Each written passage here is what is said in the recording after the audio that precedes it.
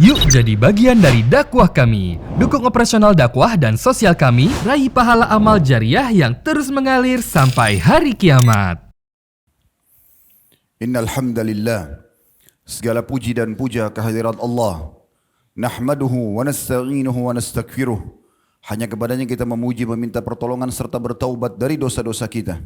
Wa na'udzu billahi min syururi anfusina.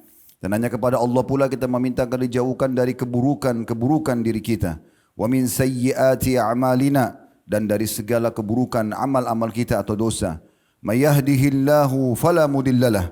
Barang siapa yang telah Allah berikan petunjuk maka tidak akan pernah sesat selamanya. Wa may yudlilhu fala hadiyalah. Dan barang siapa yang telah Allah sesatkan maka tidak akan ada yang bisa memberinya petunjuk. Asyhadu an la ilaha illallah wahdahu la syarikalah. Wa asyhadu anna Muhammadan abduhu wa rasuluh. Saya bersaksi tiada Tuhan yang berhak disembah kecuali Allah dan Muhammad benar-benar hamba juga utusannya.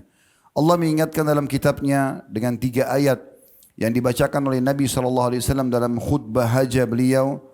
Yang pertama adalah ya ayyuhalladzina amanu taqullaha haqqa tuqatih wa la tamutunna illa wa antum muslimun. Hai sekalian orang-orang yang beriman, bertakwalah, hanya patuh dan tunduklah kepada satu-satunya pencipta segala sesuatunya, baik di langit, di bumi, di kedalaman lautan, terjangkau atau tidak terjangkau oleh mata manusia, yaitu Allah. Sebenar-benar patuh dan tunduk, dan janganlah kalian meninggal dunia kecuali dalam keadaan Islam. Di ayat yang kedua, ya ayuhan nasu taqu rabbakum alladhi khalaqakum min nafsin wahidah wa khalaqa minha zawjaha wa batha minhuma rijalan katsiran wa nisaa wattaqullaha alladhi tasaaluna bihi wal arham innallaha kana 'alaikum raqiba. Hai sekalian manusia, sekali lagi bertakwalah kepada Allah yang telah menciptakan kalian dari jiwa yang satu, yaitu Adam alaihissalam, dan menciptakan dari jiwa yang satu istrinya Hawa alaihissalam, dan telah banyak memberikan keturunan laki-laki juga perempuan dari keduanya. Sekali lagi bertakwalah kepada Allah dan jagalah hubungan silaturahim. Sesungguhnya Allah senantiasa mengawasi kalian. Di ayat yang ketiga, ya ayyuhalladzina amanu taqullaha wa qulu qawlan sadida يصلح لكم أعمالكم ويغفر لكم ذنوبكم ومن يطع الله ورسوله فقد فاز فوزا عظيما. Hai sekalian orang-orang yang beriman, sekali lagi bertakwalah, hanya patuh dan tunduklah kepada Allah dan ucapkan kalimat yang benar. Niscaya Dia akan memperbaiki amal-amal perbuatan kalian, mengampuni dosa-dosa kalian. Barang siapa yang mentaati Allah dan Rasulnya, sungguh dia telah mendapatkan kemenangan yang besar. Amma ba'd, fa inna asdaqal hadithi kitabullah. Kita tahu sebaik-baik rujukan umat Islam dalam segala lini kehidupan mereka, terutama ibadah, adalah kitabullah, Al-Quran. Wa khairul hadi hadyu Muhammadin sallallahu alaihi wa ala alihi wa sahbihi wa sallam. Dan sebaik-baik petunjuk selain Al-Quran adalah petunjuk Nabi besar Muhammad sallallahu alaihi wa ala alihi wa sahbihi wa sallam. Wa syarrul umuri muhdatsatuha, dan seburuk-buruk perbuatan terutama dalam ibadah yang tidak punya rujukan dari keduanya, Al-Quran dan Sunnah. Fa inna kulla muhdatsatin bid'ah. Semua perbuatan tidak punya panduan dari wahyu dikenal dengan perbuatan baru dalam agama. Wa nabidatun dalalah, dan perbuatan baru itu akan membawa pelakunya pada kesesatan. Wa darul finnar, dan kesesatan akan membawa pelakunya ke dalam api neraka. Saudaraku seiman, rahimani wa rahimakumullah. Sebagaimana sudah kami janjikan pada khutbah-khutbah sebelumnya, kedepannya akan susunan khutbah, tujuan khutbah adalah serial iman. Yang lalu kami sempat membahas serial iman tentang masalah pentingnya istiqamah. Dan pada saat ini insyaAllah kita akan bahas tentang masalah pentingnya mujahadah. Saudaraku seiman, mujahadah adalah seseorang atau sosok muslim berusaha untuk selalu mengontrol dirinya, jiwanya, fikirannya, hatinya, juga sekaligus mengawasinya agar selalu berada di atas ketaatan kepada Allah Subhanahu wa taala. Ini Allah tugaskan kepada kita, dan Allah Subhanahu wa taala akan memberikan petunjuk bagi orang-orang yang berusaha untuk melakukan itu. Allah jelaskan di dalam Al-Qur'an, dalam surah Al-Ankabut, surah nomor 29 ayat 69, yang bunyinya وَالَّذِينَ جَاهَدُوا فِينَا لَنَهْدِيَنَّهُمْ سُبُلَنَا وَإِنَّ اللَّهَ لَمَعَ الْمُحْسِنِينَ. Orang-orang yang berusaha, bermujahadah, berjihad, memaksakan dirinya agar selalu menuju ke jalan-jalan kami, kami akan pandu mereka ke jalan-jalan kami. Dan sungguhnya Allah selalu bersama dengan orang-orang yang berusaha berbuat kebaikan. Syaitan yang merupakan musuh manusia tidak ingin Siapapun di antara kita terisi buku amalnya dengan amal-amal saleh, baik itu wajib ataupun sunnah, syaitan akan berusaha membuat setiap mukmin meninggalkan yang wajib. Kalau tidak mampu, maka dia membuat lalai dari kewajiban tersebut. Misalnya sholat awal waktu ditunda sehingga menjadi pertengahan waktu atau akhir waktu. Kalau dia tidak mampu, maka dia membuat lalai dari amal-amal sunnah sehingga dilalaikan dan ditinggalkan. Kalau dia tidak mampu juga, maka dia akan buat terlalaikan atau mengurangi kadar daripada amal-amal sunnah tersebut. Terus saja syaitan berusaha agar jangan ada amal wajib dan amal sunnah tertulis, dan itu semua bisa dilawan. Allah Subhanahu wa taala menjelaskan tentang syaitan, inna kaida syaitani kana dhaifa. Sesungguhnya tipu daya syaitan sangat lemah, karena setiap orang di antara kita bisa menolak masalah itu. Oleh karena itu teman-teman sekalian, kita harus betul-betul bagaimana mengontrol diri kita sendiri dan jangan membiarkan semua itu terjadi. Dan sebaliknya, syaitan akan berusaha agar buku-buku amal kita tertulis dengan hal-hal yang haram. Kalau dia tidak mampu, maka minimal turun ke hal yang makruh, atau minimal pada hal yang mubah tapi berlebih-lebihan, sehingga banyak sekali waktu yang disia-siakan. Semua bisikan buruk dalam jiwa seorang muslim wajib dia untuk mengontrolnya dan kemudian dia menolaknya dan mengarahkan kepada hal-hal yang baik. Karena memang dalam jiwa manusia Allah berikan potensi untuk berbuat kebaikan dan potensi untuk berbuat keburukan. Perbuatan kebaikan ini adalah seseorang bagaimana dia selalu mengikuti dan mengerjakan apa yang Allah perintahkan. Ada potensi untuk itu, makanya kita pun bisa hadir di khutbah Jumat seperti ini karena ada potensi dalam diri kita. Sedikit kita termotivasi, kita akan mengerjakan. Begitu juga kita punya potensi untuk mengerjakan perbuatan dosa. Dan syaitan selalu menunggangi potensi buruk dalam diri kita. Dan Allah menggambarkan tentang masalah itu dalam Al-Quran, surah Yusuf, surah nomor 12, ayat 53. وَمَا أُبْرِئُ نَفْسِي إِنَّ النَّفْسَ لَأَمَّارَةٌ بِالسُّوءِ. Kata Yusuf alaihissalam, aku tidak dapat menjamin diriku selamat dari kesalahan, karena sesungguhnya jiwa itu memiliki potensi pada keburukan. Saudaraku seiman, di saat jiwa anda malas, suka berfoya-foya, menyia-nyiakan waktu, suka dengan kebodohan, malas untuk belajar agama, cenderung pada dosa dan pelanggaran-pelanggaran, maka segera arahkan ke arah positif dan ibadah. Karena kalau tidak, maka pasti akan teralahkan kepada kemaksiatan. Cuma dua hal, kepada potensi positif yang baik, dan itu terisi amal-amal saleh, maka anda meraih cinta Allah Subhanahu wa taala, mendapat kebahagiaan dunia dan mendapat juga balasan maksimal di akhirat dengan surga. Atau kepada potensi keburukan yang datangkan murka Allah dan juga akhirnya berisi dosa yang akan menjadikan hukuman bagi anda pada hari kiamat nanti. Semua bisikan dari ajakan syaitan, kalau tadi bisikan dari jiwa kita, ada potensi keburukan. Iblis, ya, semoga Allah melaknatnya, dia pada saat awal tidak mau sujud kepada Adam, tidak ada syaitan yang menggoda dia, karena dia pemimpin syaitan. Tapi yang mengontrol dia adalah hawa nafsunya. Oleh karena itu kita harus mengontrol hawa nafsu ini. Kemudian ada bisikan yang lain selain hawa nafsu dalam jiwa adalah bisikan syaitan sendiri. Semua bisikan agar malas beribadah, menunda-nundanya, atau bahkan kepada pelanggaran agama, maka wajib kita untuk berlindung kepada Allah Subhanahu wa taala. Allah sebutkan dalam banyak ayat Al-Quran, diantaranya surah Al-A'raf, surah nomor 7 ayat 200. Wa imma yanzagannaka minasyaitani nazgum fasta'id billah innahu sami'un alim. Bila engkau sudah mulai ditimpa godaan-godaan syaitan, maka berlindunglah kepada Allah. Sesungguhnya Allah maha mendengar lagi maha mengetahui. Jadi bukan malah diikutin, tapi berlindung kepada Allah Subhanahu wa taala agar diselamatkan dari masalah itu. Saudaraku seiman, terlalu banyak contoh-contoh dari para kaum salafus saleh, bagaimana mereka bermujahadah, memaksa diri mereka agar selalu dalam ketaatan, memaksa diri mereka agar meninggalkan kemaksiatan. Dan ini harus di tangan kita, atau harus kita yang menentukannya. Tidak mungkin orang lain yang melakukannya. Orang lain dari para dai, para ulama, hanya bisa mengingatkan saja. Tapi yang menentukan adalah diri kita sendiri. Dan Allah memastikan dalam firman-Nya, "Innallaha la yughayyiru ma biqaumin hatta yughayyiru ma bi anfusihim." Allah tidak akan mengubah nasib satu kaum dari keterburukan, kemaksiatan kepada ketaatan, kecuali mereka berusaha untuk mengubah diri mereka. Dan kalau kita sudah berusaha untuk mengubahnya dari ketaatan kelalaian kepada dari kelalaian kepada ketaatan, maka Allah Subhanahu wa taala akan membantu kita untuk itu. Sebagaimana tadi sudah dijelaskan dalam surah Al-Ankabut. Juga Nabi SAW menyebutkan dalam sebuah hadis sahih riwayat Bukhari, hadis qudsi, kata Allah SWT, kalau hamba itu mendekatkan diri kepadaku satu jengkal, maka aku dekatkan diri kepadanya satu depa. Kalau dia satu depa, maka aku satu hasta, maka aku satu depa. Dan kalau dia satu depa, maka aku kalau dia mendekatkan diri sejengkal, maka aku akan dekatkan diri dengannya sesiku. Kalau sesiku, maka aku dengan selengan. Kalau dia berjalan, maka aku akan mendekatkan diri kepadanya dengan berlari kecil. Maka berarti sedikit upaya kita akan mendatangkan bantuan dari Allah Subhanahu wa taala. Sedikit upaya kita untuk taubat nasuha dan meninggalkan dosa-dosa, kemudian kita berusaha menuju kepada ketaatan, Allah akan mudahkan kaki kita melangkah, tangan kita untuk memulainya, pikiran hati kita mulai fokus kepadanya. Yang penting ada upaya dari kita. Makin kita terus menggodok itu, maka makin meningkat iman kita, dan iman ini bertambah dengan ketaatan dan berkurang dengan kemaksiatan. Sebagai pelengkap bahasan kita akan coba menyebutkan tentang sikap dan perilaku para salafus saleh. Dan saya minta semua hadirin teman-teman sekalian merenungi baik-baik bagaimana sikap mereka dalam bermujahadah.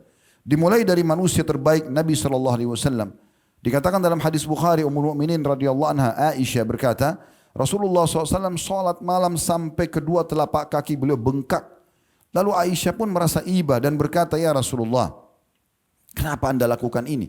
Bukankah Allah telah memaafkan dosa anda yang lalu dan akan datang?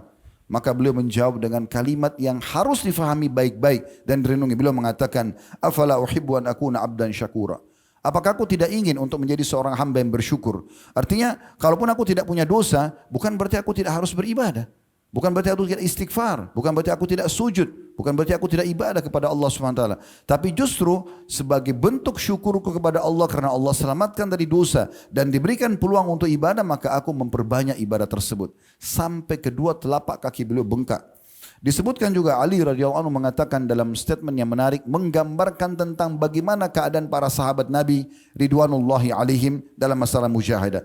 Beliau mengatakan, demi Allah, aku melihat para sahabat Muhammad sallallahu alaihi wasallam dan tidak ada sesuatu pun yang menyamai mereka. Pada pagi hari mereka dalam keadaan kusut, berdebu dan kekuning-kuningan, maksudnya pusat pasi. Karena sungguh mereka telah menghidupkan malam hari mereka dengan sujud dan solat, membaca kitab Allah dengan berganti-ganti mengistirahatkan antara kaki mereka dan dahi-dahi mereka. Apabila disebutkan nama Allah, maka mereka bergoyang, laksana bergoyangnya pepohonan di hari yang beringin, di hari yang berangin, dan air mata mereka menetes setiap saat sehingga membasahi baju-baju mereka. Abu Darda radhiyallahu anhu mengatakan, dalam poin untuk bermujahadah dirinya, dia paksakan dirinya untuk selalu punya program dalam ketaatan-ketaatan.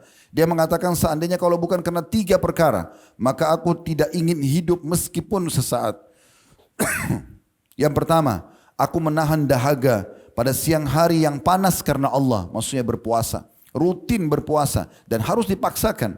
Kemudian yang kedua, sujud kepadanya pada malam hari di saat orang-orang lagi tidur. Dan yang ketiga, duduk dengan satu kaum yang memilih perkataan-perkataan yang bermakna dan baik sebagaimana mereka memilih buah-buah yang paling baik. Lihatlah teman-teman sekalian bagaimana para sahabat Nabi, mereka betul-betul memprogramkan hidupnya. Tidak ada hal-hal yang mereka inginkan kecuali dari ketaatan kepada Allah kepada ketaatan yang lainnya. Tidak ada hal yang sia-sia.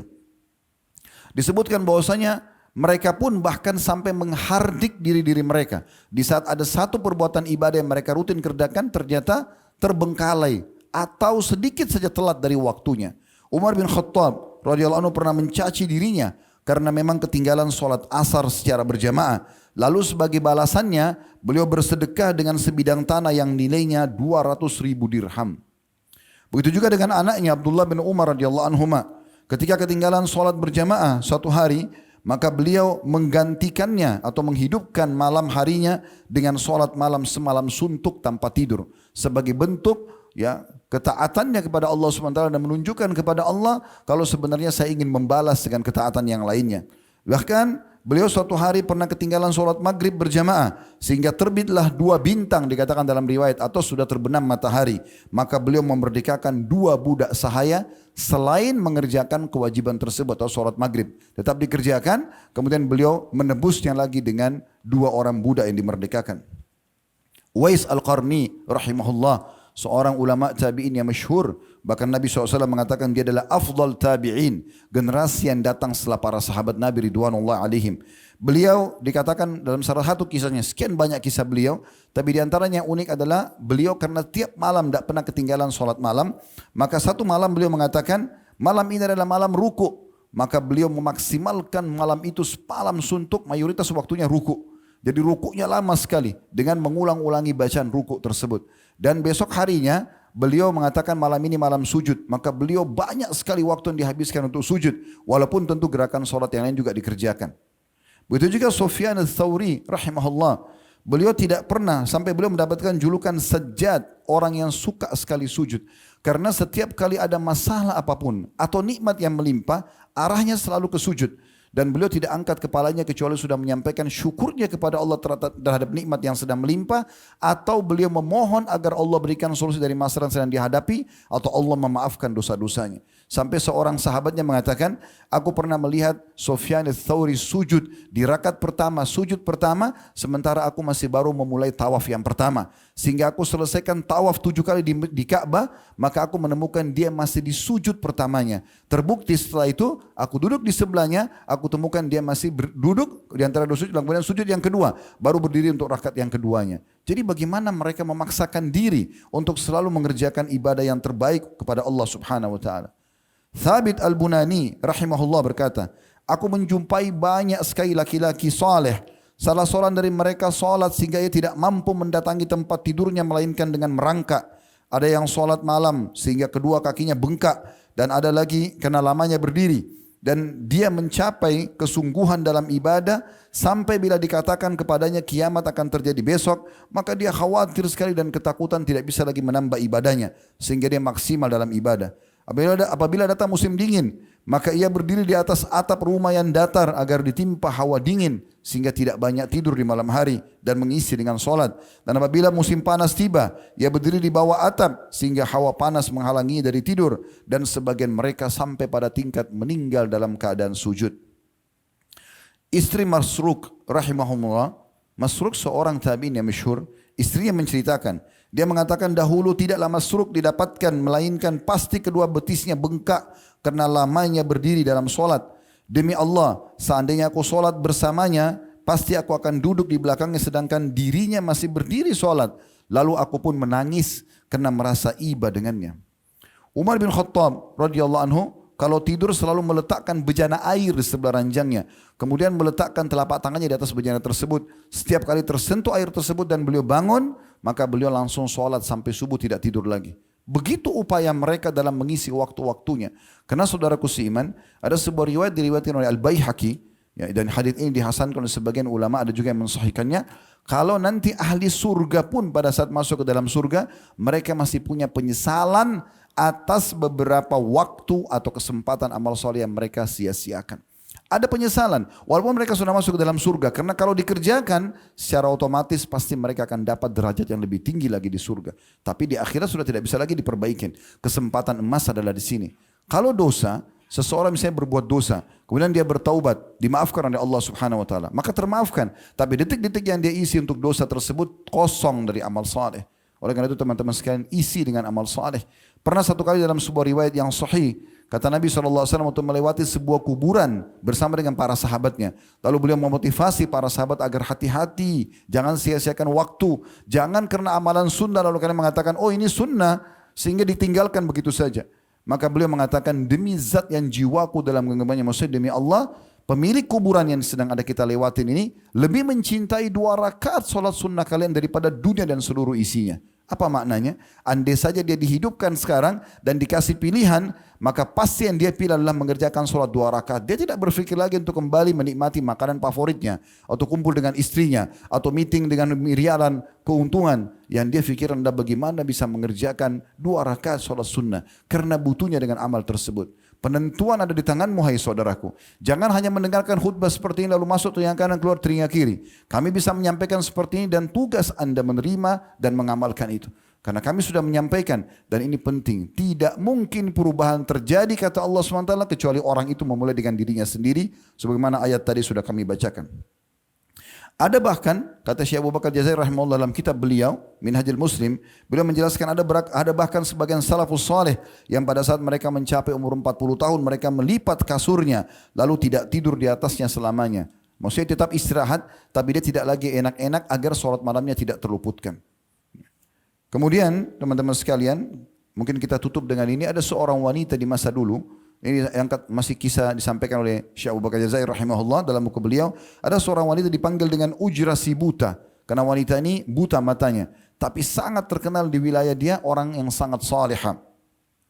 Apabila tiba waktu sahar itu menjelang waktu subuh di sepertiga malam terakhir. Maka ia menyeru dengan suara yang paruh atau sedih. Sambil dia mengatakan, tapi suaranya terdengar oleh tetangga-tetangganya dan mereka menukil tentang doa yang dia ucapkan. Dia mengatakan, kepadamu lah orang-orang yang beribadah menerjang kegelapan malam ya Allah. Mereka berlumba-lumba menuju rahmatmu dan keluasan ampunanmu. Kepadamu wahai Ilahi, aku meminta dan bukan kepada selainmu. Semoga engkau menjadikan diriku termasuk dalam golongan pertama yang masuk ke dalam surga. Engkau mengangkatku menjadi orang-orang pilihan dan engkau juga kumpulkan aku bersama dengan hamba-hambamu yang saleh. Sesungguhnya engkau adalah sebaik-baik zat, juga maha penyayang, maha agung dan maha mulia. Kemudian ia pun tersungkur sujud dan terus menerus berdoa dan menangis hingga menjelang masuknya fajar subuh. Begitulah teman-teman sekalian, para kaum salafus salih, mereka terus memaksakan diri bermujahadah agar mereka berada di atas ketaatan Allah Subhanahu wa taala. Sekali lagi poin penting dalam khutbah ini, tidak mungkin seseorang itu bisa menjadi orang yang lebih baik tanpa dia mulai dengan dirinya sendiri. Paksakan diri Anda dalam ketaatan tanpa harus melupakan urusan-urusan dunia. Bukan berarti khutbah ini membuat Anda akhirnya meninggalkan urusan dunia Anda. Dalam surah Al-Qasas surah nomor 28 ayat 77 Allah ingatkan masalah itu. Ya. Allah mengatakan wabtaghi fima ataqallahu daral akhirah wa la tansa nasibaka minad dunya. Kejar apa yang terbaik yang Allah janjikan di akhirat sana, tapi jangan lupa bagianmu dari dunia. Boleh kita mengerjakan perbuatan-perbuatan yang berurusan dengan dunia, tapi ingat selalu berada di 5 huruf masalah halal, dan apapun yang mubah bisa berubah menjadi sunnah kalau diniatkan dengan baik. Syekh Abu Bakar rahimahullah masih mengingatkan dalam buku beliau yang saya dapatkan, beliau mengatakan bahwasanya sesungguhnya amal-amal mubah bisa berubah menjadi sunnah hanya dengan mengatur niatnya. Makan mubah, minum mubah, tidur mubah, mandi juga mubah. Kalau seseorang hanya sekedar makan pada saat dia mengatakan saya lapar, selesai. Atau dia minum, misalnya dia mengatakan saya haus, lalu dia minum. Atau dia tidur pada saat dia capek, langsung saja dia geletakin tubuhnya dan dia tidur. Atau misalnya dia mandi pada saat dia gerah dengan mengatakan saya gerah. Itu mubah saja. Tapi dia bisa mengubahnya dengan kecerdasan dia, dengan memahami dalil-dalil syar'i menjadi sunnah. Pada saat dia makan, dia niat untuk memberikan hak tubuhnya yang Allah amanahkan. Karena yang menciptakan dia Allah, yang menciptakan rasa lapar itu Allah, yang juga memberikan solusi hilangkan lapar dengan makan adalah Allah. Kapan dia niatkan untuk memberikan hak tubuhnya, maka akan berubah dari mubah menjadi sunnah. Demikian juga minum, berarti tubuhnya butuh cairan. Yang memunculkan rasa laparnya adalah Allah, yang ciptakan dia Allah, yang juga mengarahkan dia panduannya untuk minum adalah Allah. Demikian juga dengan tidur, bukan hanya geletakin badan, niat untuk memberikan hak tubuh, dan juga kita memberikan hak agar kita lebih kuat dalam beribadah. Demikian juga pada saat kita mandi, bukan hanya hilangin gerah, tapi memberikan haknya jasad. Bukankah jenazah juga masih dimandikan, padahal sebenarnya mereka masuk ke dalam kuburan dan akan dimakan oleh belatung-belatung tanah. Bagaimana dengan orang yang masih hidup? Kenapa masih banyak di antara muslimin yang menyia-nyiakan kesempatan ini? Dan terakhir kata-kata saya teman-teman sekalian, raihlah peluang-peluang yang luar biasa dalam meningkatkan kualitas dan juga kuantitas ibadah kita, terutama nilainya. Disebutkan dalam sebuah riwayat sahih riwayat Bukhari, ada seseorang Badui datang kepada Nabi SAW mengatakan, ya Rasulullah, kapan kiamat itu? Kata Nabi SAW, apa yang kau persiapkan? Dia mengatakan, aku tidak punya banyak amal ya Rasulullah, tapi aku mencintai Allah dan Rasulnya. Sebenarnya mungkin sahabat ini dia tidak enak kalau dia mau mengatakan amal ibadah saya banyak, tapi dia memang merasa amalnya masih sedikit. Dia sudah banyak berbuat amal. Maka dia mengatakan, tapi saya punya modal, saya mencintai Allah dan Rasulnya. Artinya semua ibadah yang saya kerjakan, apa yang saya tinggalkan memang karena Allah dan Rasulnya yang perintahkan. Maka kata Nabi SAW, anta ma'aman ahbabt. Kau akan bersama dengan orang yang kau cintai. Kata Anas radhiyallahu anhu perawi hadis ini, beliau mengatakan, tidak ada sabda Nabi SAW membuat kami gembira sesegembira pada saat kami dengar sabda ini. Yaitu, anta ma'aman ahbabt. Kau bersama dengan orang yang kau cintai. Maka Anas mengatakan, aku mencintai Nabi SAW. Aku mencintai Abu Bakar dan Umar. Dan aku berharap bisa bersama mereka nanti di surga, walaupun amalku belum seperti dengan mereka. Iya saudaraku. Perbanyak amalmu dengan selalu mencintai orang-orang yang berbuat ketaatan. Orang-orang saleh. Dan saya selalu ingatkan, pergilah menuju ke akhirat bawa dua hal. Bawalah amal soleh dan teman-teman soleh yang bisa mengingatkan kita di dunia dan menyelamatkan kita dengan syafaatnya di akhirat sana.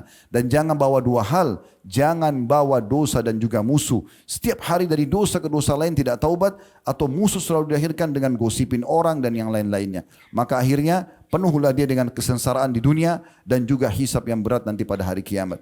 Aqulu qauli hadza, saya sudah mengucapkan perkataan saya ini, wa astaghfirullah li wa lakum, dan saya istighfar kepada Allah, mengajak jemaah istighfar kepada Allah. Fastaghfiruhu innahu wal ghafurur rahim. Beristighfarlah kepada Dia, Dia Maha Pengampun dan Maha Pengasih. Alhamdulillah, wassalatu wassalamu ala Rasulillah. Segala puji dan puja kehadirat Allah Subhanahu wa taala, juga salawat dan taslim kepada Nabi besar Muhammad sallallahu alaihi wa ala alihi wa sahbihi wasallam.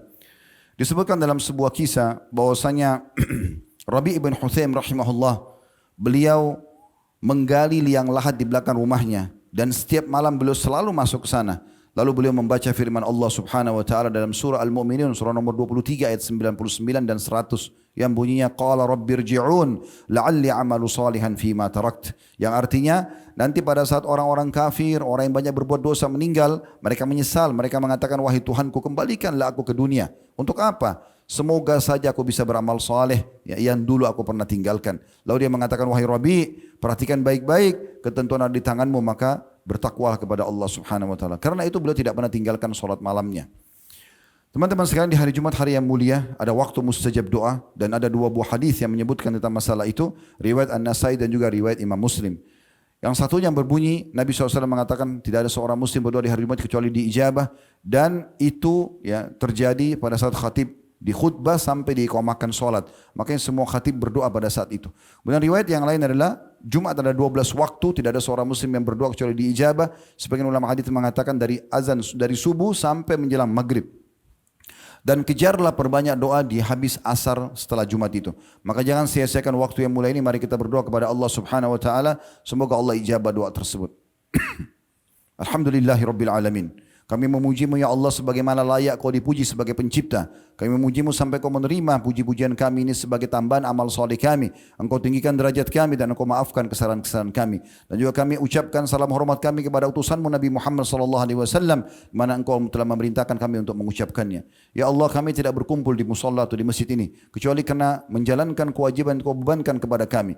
Maka terimalah ini dengan pahala yang sempurna, dan terimalah seluruh amal-amal soleh yang pernah kami kerjakan, sunnah ataupun wajib, ikhlas ataupun kami kurang ikhlas, atau yang sedang kami kerjakan, ataupun yang akan kami kerjakan sampai menjelang ajal datang nanti dengan pahala yang sempurna. Ya Allah, dosa kami sangat banyak dan tidak ada yang bisa mengampuni dosa kecuali Engkau. Maka maafkanlah dosa-dosa kami, bahkan ganti dan menjadi pahala. Juga kedua orang tua kami, seluruh kerabat kami dan orang-orang yang kami cintai karenamu dan mencintai kami juga karenamu ya Allah. Dan juga ampunilah seluruh muslimin dan muslimat, mukminin dan mukminat yang hidup dan juga yang sudah meninggal. Ya Allah, jadikan negara kami Indonesia negara yang aman, tentram, damai. Seluruh umat Islam di bawah naungan ukhuwah Islamiyah. Jadikan mereka kembali kepada Al-Quran dan Sunnah. Dan juga satukan kami dalam saf-saf ukhuwah. Ya Allah, lunasi utang negeri kami. Berilah petunjuk para pemimpin kami agar menjalankan tugas mereka dengan sebaik-baiknya. Dan juga jadikan kami masyarakat yang selalu mendukung program-program positif dan menasihati dengan cara yang baik. Ya Allah, saudara kami di Palestina, di Syria dan di beberapa negara di muka bumi sedang tertindas. Ikhlaskan niat mereka. Terima para syuhada mereka. Mulakan Islam di tangan mereka dan tangan kami semua. Dan ikut sertakan kami bersama mereka di pahala, baik dengan doa, dengan harta, juga dengan jiwa kami. Dan ya Allah, berikanlah kami semua kebaikan di dunia. Rabbana atina fid dunya hasanah. Dan semua kebaikan di akhirat. Wa fil akhirati hasanah. Dan selamatkan kami dari api neraka. Wa qina adzaban nar. Dan masukkanlah kami ke dalam surga bersama orang-orang yang patuh. Wa adkhilnal jannata ma'al abrar. Ya Aziz ya Ghaffar, wa Zat yang Maha Mulia dan Maha Pengampun, ya Rabbal Alamin, Tuhan alam semesta. Sallallahu nabiyana Muhammadin walhamdulillahi rabbil alamin. Inna Allah ya'muru bil adli wal ihsani wa ita'i dzil qurba. Sungguhnya Allah selalu menyuruh kita berbuat kebaikan, keadilan dan juga berbuat baik pada kaum kerabat. Wa yanha 'anil fahsya'i wal munkari wal baghi, dan Allah melarang perbuatan mungkar, kemaksiatan dan pelanggaran. Ya'idukum la'allakum tadhakkarun, itu peringatan dari Allah, jadikan sebagai prinsip hidup kalian. Fadhkurullahal 'azim yadhkurkum, ingatlah selalu kepada Allah dan patuh kepadanya maka Dia akan ingat kepada kalian. Washkuruhu 'ala niyami yazidkum, syukuri nikmatnya Dia pasti akan tambah. Wa la dzikrullahi akbar, mengingat Allah adalah amal yang paling besar. Wa aqimis shalah, dan dirikanlah salat.